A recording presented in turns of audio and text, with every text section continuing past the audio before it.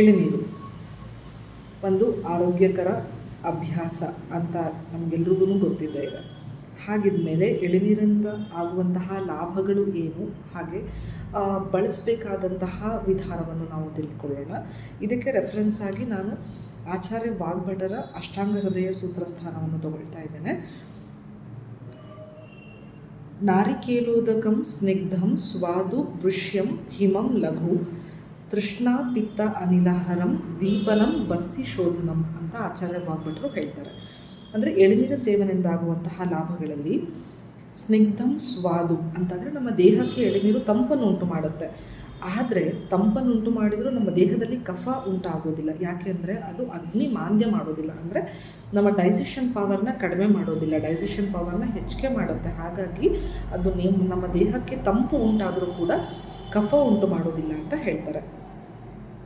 ತೃಷ್ಣಾ ಪಿತ್ತ ಅನಿಲಹರಂ, ನಾವು ಹೊರಗಡೆಯಿಂದ ಬಂದಾಗ, ಬಿಸಿಲಿನಿಂದ ಆಯಾಸ ಆದಾಗ, ಪಿತ್ತದಿಂದ ಆಗಿರುವಂತಹ ಅಜೀರ್ಣ ಸಮಸ್ಯೆಗಳಲ್ಲಿ, ಎದೆ ಉರಿ, ಈ ಥರ ಸಮಸ್ಯೆಗಳಲ್ಲಿ ಎಳನೀರು ಒಂದು ಉತ್ತಮವಾದಂತಹ ಸೊಲ್ಯೂಷನ್ ಅಂತ ನಾವು ಹೇಳ್ಬೋದು. ದೀಪನಂ ಬಸ್ತಿ ಶೋಧನಂ, ನಾನು ಆಗಲೇ ಹೇಳಿದ ಹಾಗೆ ದೀಪನಂ ಅಂತ ಅಂದರೆ ನಮ್ಮ ಡೈಜೆಷನ್ ಪವರ್ನ ಎನ್ಹ್ಯಾನ್ಸ್ ಮಾಡುವಂಥದ್ದು.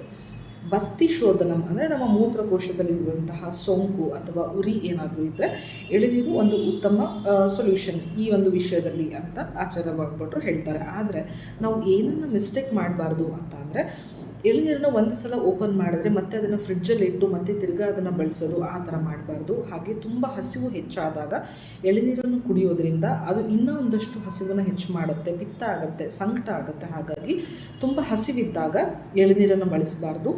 ಎಳನೀರಿಗೆ ಉಪ್ಪು, ಸಕ್ಕರೆ ಅಥವಾ ORS ಪೌಡರ್ನ ಹಾಕಿಬಿಟ್ಟು ತಗೊಳ್ಳೋದು ಸೂಕ್ತ ಅಲ್ಲ.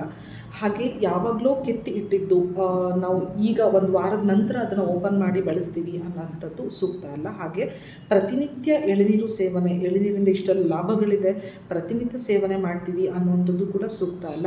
ಇದರಿಂದ ನಮ್ಮ ದೇಹದಲ್ಲಿ ಅತಿಯಾದ ಜಲ ಸಂಚಯ ಆಗುತ್ತೆ, ಇದು ಕೂಡ ಆರೋಗ್ಯಕ್ಕೆ ಒಳ್ಳೆಯದಲ್ಲ.